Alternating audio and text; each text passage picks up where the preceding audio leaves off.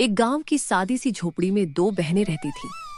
एक का नाम खुशी और दूसरी का नाम शीला।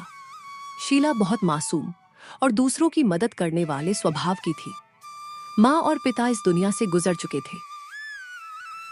ये दोनों बहनें खुद ही एक दूसरे का सहारा थीं। एक दिन शीला अपने दोस्त के घर से लौट रही थी। रास्ते में उसे देर हो गई।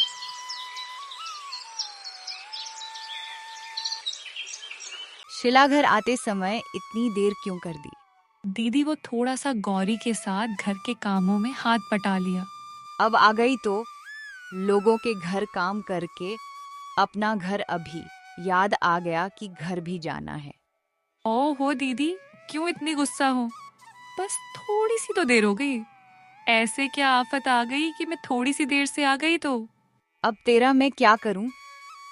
तुम तो सबकी मदद करती हो और अपने घर के काम मेरे जिम्मे छोड़ देती हो। ऐसा क्यों करती हो भला? दीदी गुस्सा क्यों करती हो? माँ कहती थी जो दूसरों के काम आए वही अच्छा इंसान कहलाता है।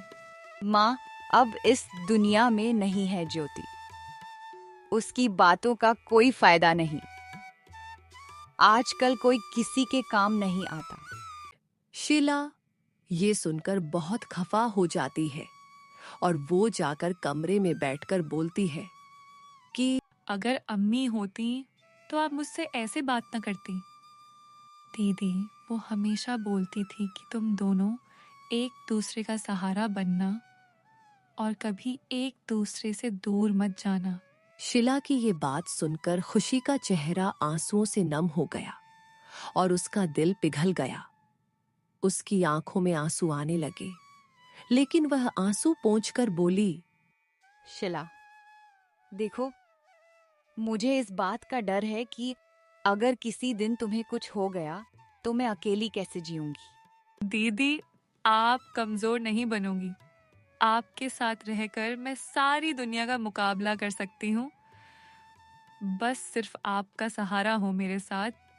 यह सुनकर खुशी पहली बार मुस्कुराई। उसी समय खुशी के अपने करीबी लोग खुशी के घर की तरफ आ रहे थे। धर्मपाल, निमला और उनका बेटा आनंद, जो खुशी का चाचा था। अरे खुशी, कैसी है मेरी बच्ची? तू ठीक तो है ना? बहुत मुश्किल से जिंदगी गुजार रही होगी ना, भैया और भाभी के जाने के बाद? नहीं, हम अपने ही घर में खुश हैं। ये घर माँ और अब्बू की यादों से भरा हुआ है। हम ये घर और जमीन नहीं छोड़ सकते। तुम दोनों का घर माँ बाप के बिना अधूरा है। आप लोग हमारे साथ क्यों नहीं रहते? हाँ माँ, तुम ठीक कह रही हो। लड़कियों का ऐसे अकेले रहना ठीक नहीं है। खुशी को ये बात पता था कि चाचा चाची हमारे घर और जमीन के लालच में ऐसे बोल रहे हैं। नहीं, हम अपने ही घर में खुश हैं। ये घर माँ और अब्बू की यादों से भरा हुआ है। हम यह घर और जमीन नहीं छोड़ सकते। और बेटा, वैसे तुम्हारा आना तुम्हारी मर्जी है, लेकिन तुम्हारी जो जमीन पड़ी है वह बंजर पड़ी है। तुम लोग तो फसल नहीं उगा सकते। एक दिन रोटी हुई आओगी हमारे पास, तब समझ आएगा कि अपनों से मुंह नहीं मोड़ा करते। खुशी को ये सब सुनाकर वे वहां से अपने घर वापस जाने लगे, लेकिन शीला ये सब कमरे के अंदर सुन रही थी। यह सुनकर उसका चेहरा उतर गया।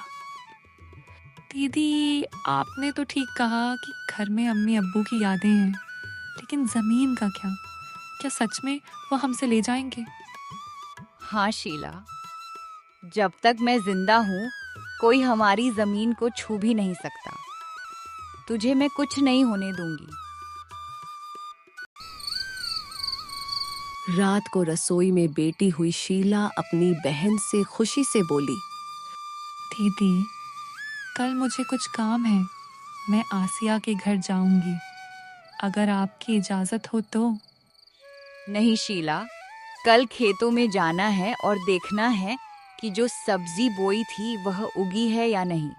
दीदी हाँ चलो, वो तो मुझे याद ही नहीं था कि उधर भी जाना है। अच्छा हुआ आपने याद दिलाया।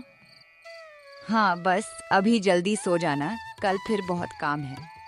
अच्छा जी दीदी, जैसे आप बोलो। कल जमीन के लिए पानी का बंदोबस्त भी करना होगा, क्योंकि कल वैसे भी हमारी बारी है खेतों को पानी देने की। हम्म। हाँ, मुझे भी याद है।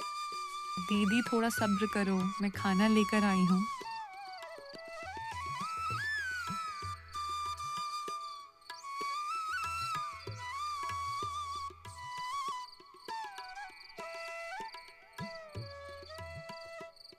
दोनों बहनें रात का खाना खाकर सो जाती हैं।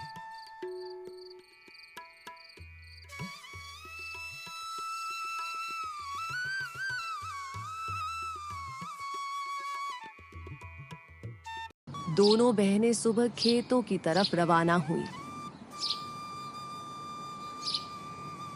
जो सब्जियां उगी थीं, उन्हें दोनों ने मिलकर तोड़ा। शुक्र है, अब कुछ न कुछ हमारा गुजारा होगा ये सब्जियां बाजार में बेचकर। हाँ, लेकिन ये बहुत ज्यादा नहीं है।